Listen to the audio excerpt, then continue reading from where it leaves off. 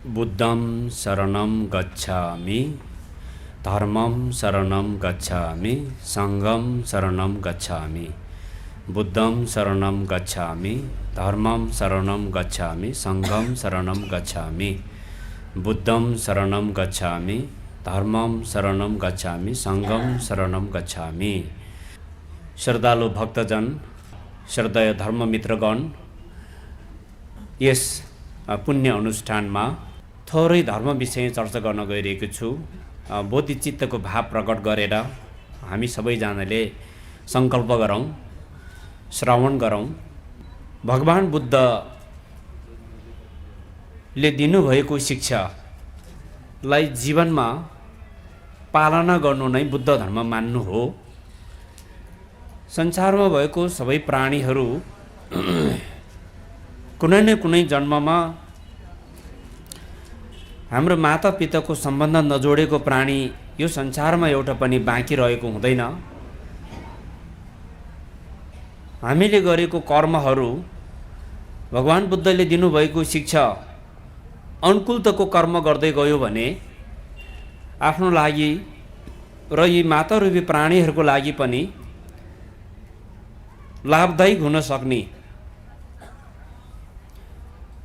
त्यस्तो कर्मको लागि शरीरबाट गरिने कर्म, वचनबाट बोलिने कर्म र मनको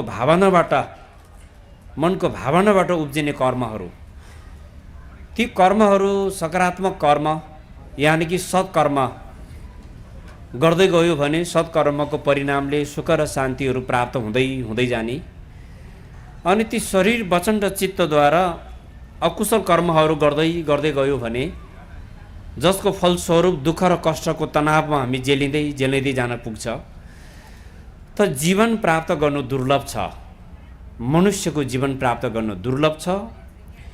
प्राप्त भएको मनुष्य जीवनलाई अर्थपूर्ण बनाउनको निमित्त धर्म शिक्षालाई जीवनमा यथाशक्य अनुसरण गरी यो जीवनलाई सार्थक तुल्याउन सक्यो भने जीवन प्राप्त भएको अर्थपूर्ण हुन्छ।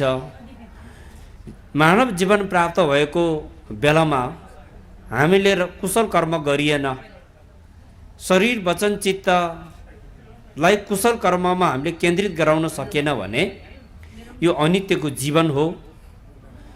हामीले यदि कुशल कर्म गर्न सक्यो भने धेरै नै प्रभावकारी कर्महरू पनि गर्न सकिन्छ। धेरैभन्दा धेरै महत्त्वपूर्ण कर्महरू गर्न सक्ने एउटा क्षमता मनुष्यमा भएको हुनाले मनुष्यको जीवन प्राप्त गर्न अत्यन्तै दुर्लभ छ। धेरै पूर्व जन्महरूमा दान पुण्य, शील पुण्य, शान्त पुण्य पारमितादेखि लिएर वीर्य पारमिता, ध्यान पारमिता, प्रज्ञा पारमिता जस्तो अभ्यासहरू गरेको पुण्यहरूको परिणाम स्वरूप मनुष्यको जन्मलाई प्राप्त हुँदो रहेछ। मनुष्य जीवन प्राप्त भएको बेला एउटा कुशल कर्म गर्न सक्यो भने 33 कोटी देवलोकमा देवी देवता भएर जन्मिने जीवनभन्दा मनुष्य लोकमा मानव भएर जन्मिने जीवन चाहिँ उत्कृष्ट जीवन भनिन्छ।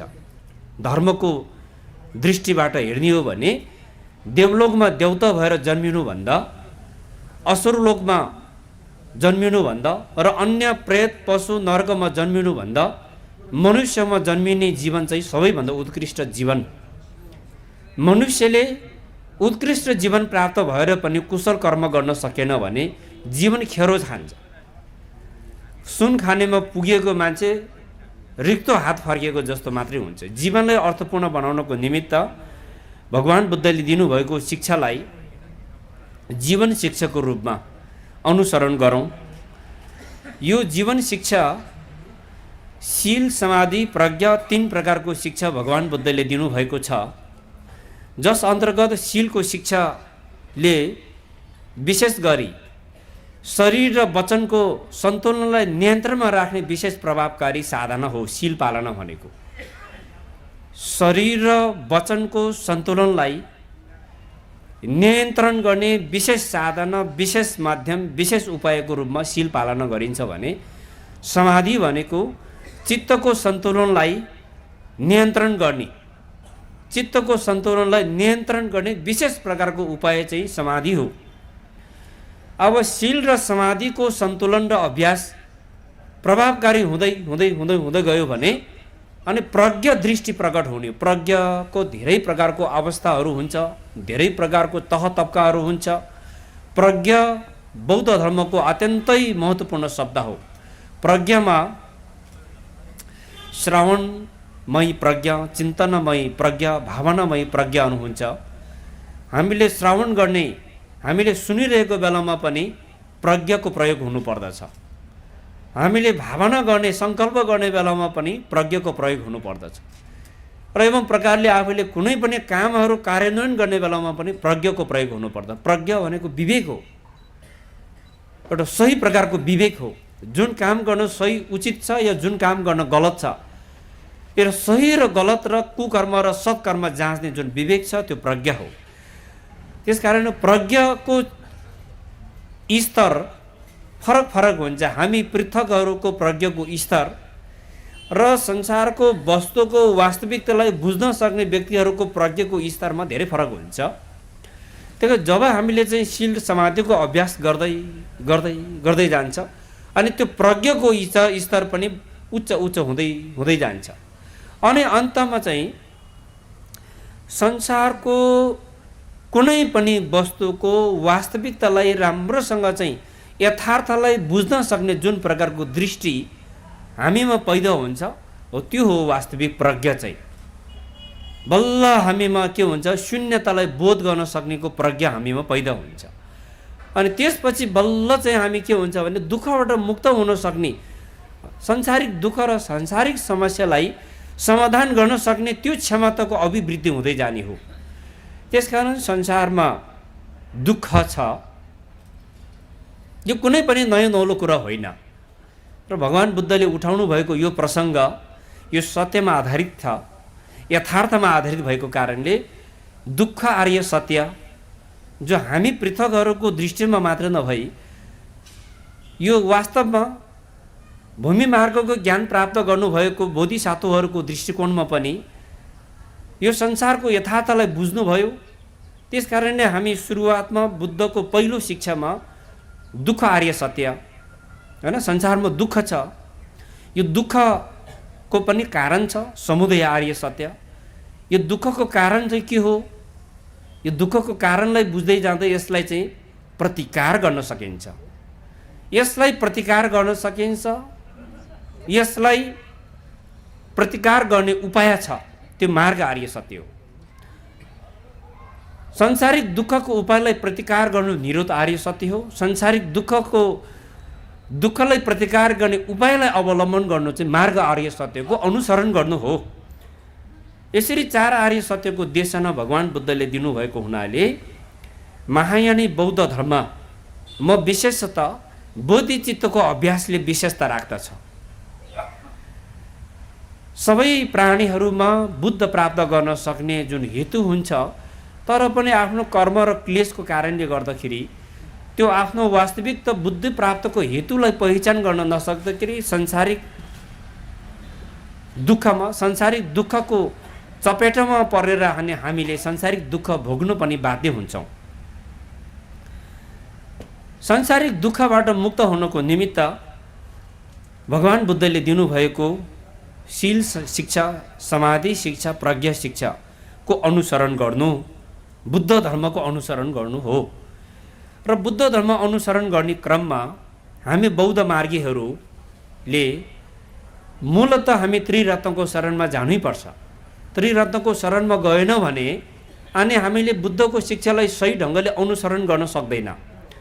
बुद्धको शरणमा जान्छु, धर्मको शरणमा जान्छु, सङ्घको शरणमा जान्छु भनेर हामी त्रिरत्नको शरण गमन गरिसकेपछि अनि त्यो त्रिरत्न शरण गमनको चाहिँ नियमहरूलाई पनि पालना गर्दै गएपछि बल्ल हामी सही अर्थमा बौद्ध मार्गी हुँदो रहेछ।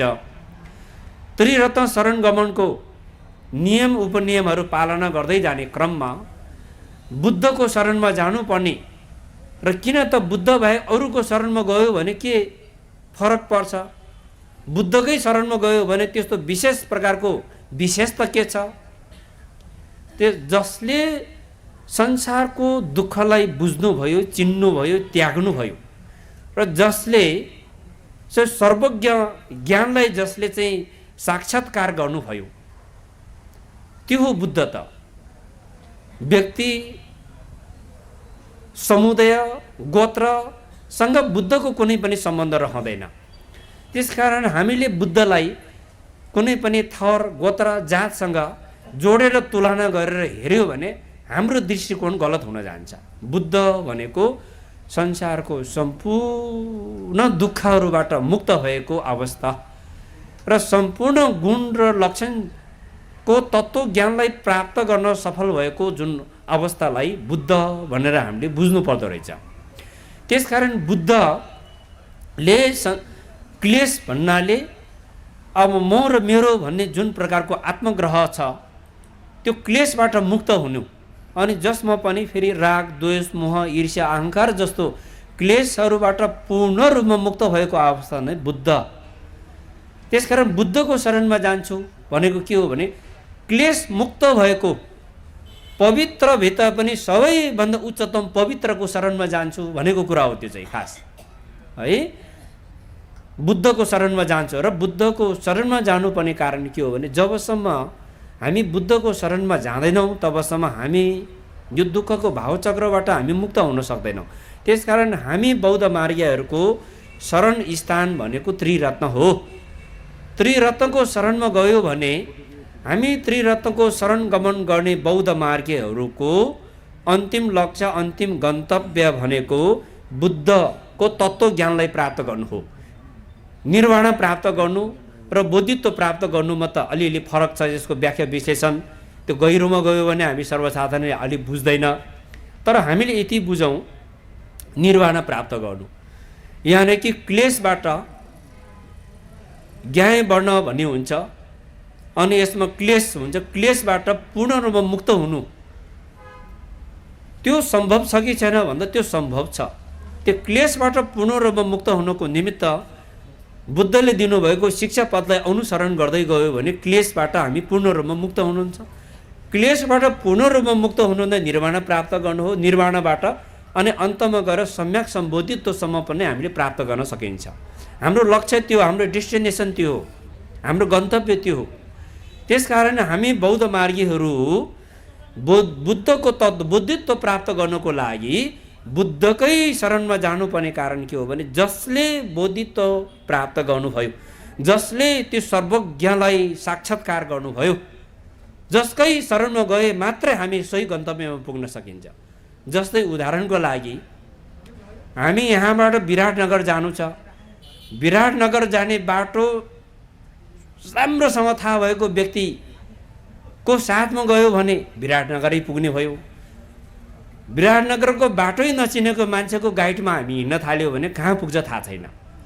त्यसकारण बुद्ध प्राप्त गर्ने लक्ष्य राख्ने अनि फेरि संसारिक देवी देवताहरूको शरणमा गयो भने विराटनगरको बाटै नचिनेको मान्छेको पछाडि लागेर विराटनगर पुग्छु भनेर चाहिँ लागेको जस्तो हुन्छ। त्यसकारण बुद्ध प्राप्त गर्छु भनेर लागिसकेपछि बुद्धकै शरणमा जानुपर्छ, अनि मात्रै सही गन्तव्यमा पुग्न सकिन्छ। अब धर्मलाई मार्गको रूपमा अनुसरण गरिन्छ। बुद्ध प्राप्त गर्नेको मार्गको रूपमा धर्म शिक्षा, धर्मलाई मार्गको रूपमा अनुसरण गरिने, धर्मको शिक्षालाई अनुसरण गर्ने अनुयायीहरूलाई हामी सङ्घको रूपमा र सङ्घ रत्नलाई सहयात्रीको रूपमा त्यो धर्म मार्गमा यात्रा गर्ने बेलामा सहयात्रीको रूपमा हामी सङ्घ रत्नलाई अनुसरण गर्दछौँ। त्यसकारण बुद्धलाई शास्त्रको रूपमा अनुसरण गर्ने, धर्मलाई मार्गको रूपमा अनुसरण गर्ने र सङ्घलाई सहयात्रीको रूपमा अनुसरण गर्ने। अनि हामी बुद्धले दिनुभएको त्यो शील समाधि र प्रज्ञको त्यो शिक्षालाई आफ्नो मति क्षमता अनुसार पालना गर्दै गर्दै अगाडि जाने बौद्ध मार्गीहरूको परम कर्तव्य त्यो हो। यसमा आफ्नो कर्म अनुसार आफ्नो मति क्षमता अनुसार धर्म शिक्षालाई पालना गर्दै जाने क्रममा कसैले धेरै पालना गर्न सकिने, कसैले ठिक्कै पालना गर्न सकिने, कसैले थोरै मात्रै पालना गर्न सक्ने हुन्छ। त्यो आफ्नो मति क्षमता र आफ्नो कर्मको आफ्नो चाहिँ योग्यता अनुसार आफूले के कति पालना गर्न सकिन्छ त्यो पालना गर्नु हाम्रो जीवनमा नितान्त आवश्यक छ, अत्यन्तै महत्त्वपूर्ण छ। र धर्म शिक्षा पालना गर्दै जाने क्रममा धर्मग्रन्थ प्रकाशन भएको पुस्तकहरू मात्रै पढेर पनि धर्मको अभ्यास गर्ने तरिका पनि, जस्तै यसमा प्रत्येक बुद्धयाना भन्ने हुन्छ, श्रावक याना, प्रत्येक बुद्धयाना अनि बोधिसत्व याना भन्नेहरू हुन्छ। बुद्ध धर्मको मार्ग अनुसरण गर्ने अनुयायीहरूमा गुरु बिना बुद्धले देखाएको विभिन्न प्रकारको सङ्केत र उपदेशहरूलाई आफूले जे जति बुझ्यो आफ्नै तरिकाले पालना गरेर पनि निर्वाण प्राप्त गर्नेको, अर्हत्व प्राप्त गर्नेको मार्ग पनि छ। तर हामी महायानी बौद्ध धर्ममा पनि हामी त तन्त्र साधना गर्ने वज्रयानी साधना समेत जोडेको बौद्ध अनुयायी हो। हामी हिमालयन बुद्धिज्म भनेको हामी हिमाली क्षेत्रबाट विकसित हुँदै आएको बुद्ध धर्ममा महायानी दर्शनको अभ्यास छ अनि वज्रयानी तन्त्र परम्पराको पनि अभ्यास छ हामीमा। त्यस कारणले गर्दाखेरि यो वज्रयानी परम्पराको बुद्ध धर्मको अनुसरण भइसकेपछि मण्डल गुरु नै बुद्ध, गुरु नै धर्म, गुरु नै सङ्घ, गुरुलाई मण्डलको अधिपतिको रूपमा स्थापन गरेर मूल चाहिँ बुद्ध त्रिकाय त्रिमूल र आफ्नो मूल गुरुमा अभिन्न रूपमा चाहिँ आफूले विश्वास राखेर अनि धर्मको दीक्षाहरू लिएर गुरुको मार्गदर्शनलाई सिरोपर गरेर साधना गर्ने मार्ग पद्धति भएको हुनाले यो गुरु बिना नै बुद्ध प्राप्त गर्छु भन्ने चाहिँ सम्भव छैन। धर्म अभ्यास गर्दै जाने अनुयायीहरूले आफूले विश्वास गरेर आफ्नो मनले चाहिँ समीक्षा गरेर यो गुरुलाई म मूल गुरु थापेर धर्मको शिक्षा लिन्छु भनेर चाहिँ आफ्नो निष्कर्षमा पुग्यो भने अनि आफूले राम्रो चाहिँ गुरु छनौट गरेर गुरु थापना गरेर अनि गुरुबाट दीक्षा लिएर गुरुको आज्ञा र दीक्षा मार्गदर्शन अनुसार अभ्यास गर्दै गर्दै गर्दै जाने, त्यो हो हाम्रो कर्तव्य चाहिँ। गुरुको निर्देशन र दीक्षित भएर साधना गर्ने भक्तहरू विशेष प्रकारको अनुभूतिमै फरक हुन्छ, अनुभूतिको विशेषतामा फरक हुन्छ। अब एक थरी गुरु थापना गरेर दीक्षित नभएको, साधना नगरेको भक्तहरू फेरि बजारमा प्रकाशन भएको बुद्ध धर्म सम्बन्धी विभिन्न किताबहरू, विभिन्न गुगलहरू सर्च गरेर ध्यान अनुसन्धान गरेको व्यक्तिहरू पनि छ फेरि, जसले बुद्ध धर्मको बारेमा धेरै प्रकारको बहसहरू पनि गर्न सक्ने, तर्क कुतर्कहरू पनि गर्न सकिने, धर्म विषयमा, दर्शन विषयमा, इतिहास विषयमा, साहित्य विषयमा। तर अभ्यासको कुरा गर्दाखेरि त्यो अभ्यासबाट प्राप्त भएको अनुभव चाहिँ एकदम जिरो फेरि। त्यस कारण हामीलाई के चाहिन्छ भने बुद्ध धर्मको शिक्षा दीक्षा अध्ययनबाट मात्रै चाहिँ प्राप्त भएको अनुभवी व्यक्तिबाट हामीले शिक्षा लिँदाखेरि त्यो प्रभावकारी हुँदैन रहेछ, प्रभावकारी हुँदैन त्यो। त्यस कारणले धर्म साधना गरेर अनुभव प्राप्त गरेको गुरु कल्याण मित्रहरूको सङ्गत चाहिन्छ। त्यो सङ्गत अत्यन्तै प्रभावकारी हुन्छ। कुनै गुरुहरू धर्मको दीक्षा दिने प्रक्रियाहरू आफ्नो आफ्नो विशेषता हुन्छ। हामीले भाषै बुझ्न नसक्ने गुरुहरूले पनि उच्च स्तरको दीक्षाहरू हामीले दिइरहेको हुन्छ, तर हाम्रो क्षमताले हामीले बुझ्न सक्दैन। अनि यो गुरुले बोलेको शब्द मैले बुझेन, भाषा बुझेन, यो गुरुको स्वभावहरूलाई मैले राम्रोसँग चिन्न सकेन भनेर अनि हामी सजिलो खोज्ने, सहज खोज्ने, आफ्नो स्वभाव अनुकूल त खोज्ने, त्यो गर्दाखेरि कतिपय हामी गुरु कल्याण मित्र, दक्ष गुरु कल्याण मित्रको सङ्गतबाट हामी टाढिँदो रहेछ फेरि। त्यसकारण यस्तो अहिले तिब्बत भोटबाट विकसित हुँदै आएको बौद्ध धर्ममा यस्तो प्रकारको विशेषता छ, एक जीवनमा एउटा सक्षम गुरु कल्याण मित्रको सङ्गत पायो र आफूले पनि गुरुको मार्गदर्शन अनुसारको अभ्यास गर्न सकियो भने एक जीवनमै बोधित्व प्राप्त गर्न सकिने। अहिले पनि त्यस्तो चाहिँ एउटा बुद्धलाई प्राप्त, बुद्धको ज्ञान, तत्त्व ज्ञानलाई प्राप्त गर्न सफल भएको कयौँ गुरुहरू हुनुहुन्छ। त हाम्रो मानव समाजमा ज्ञान प्राप्त गरेर प्रचार नभएको गुरुहरूको सङ्ख्या धेरै हुनुहुन्छ। जो गुरुहरू ज्ञान प्राप्त गर्नुभयो उहाँहरू प्रचार गर्नुहुन्न, जो गुरुहरू व्यापक प्रचार गर्नुहुन्छ उहाँले ज्ञानै प्राप्त गरेको हुँदैन।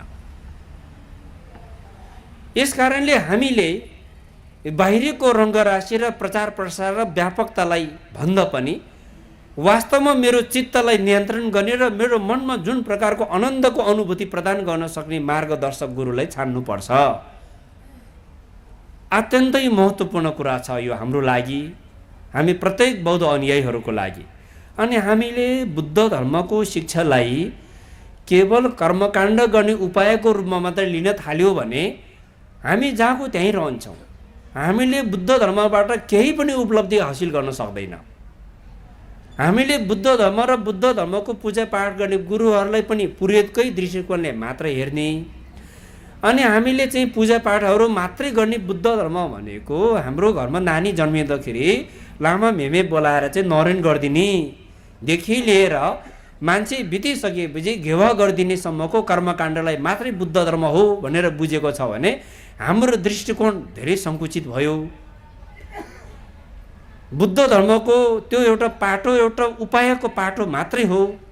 त्यसकारण बुद्ध धर्मबाट हामीले लिने जुन शिक्षा छ त्यो शिक्षाबाट हामी धेरै टाढा हुँदो रहेछ। किन हामी कर्मकाण्ड, पूजा विधि, कर्मकाण्डको पद्धतिलाई मात्रै हामीले चाहिँ विचार गरिरहेको कारणले गर्दा बुद्ध धर्मको यति गहिरो, यति गम्भीर दर्शनको शिक्षा मार्गलाई हामीले बुझ्न र अनुसरण गर्न नसक्दाखेरि बुद्ध धर्म अनुसरण गर्दै आएको त कयौँ वर्ष भइसक्यो हाम्रो समुदायमा।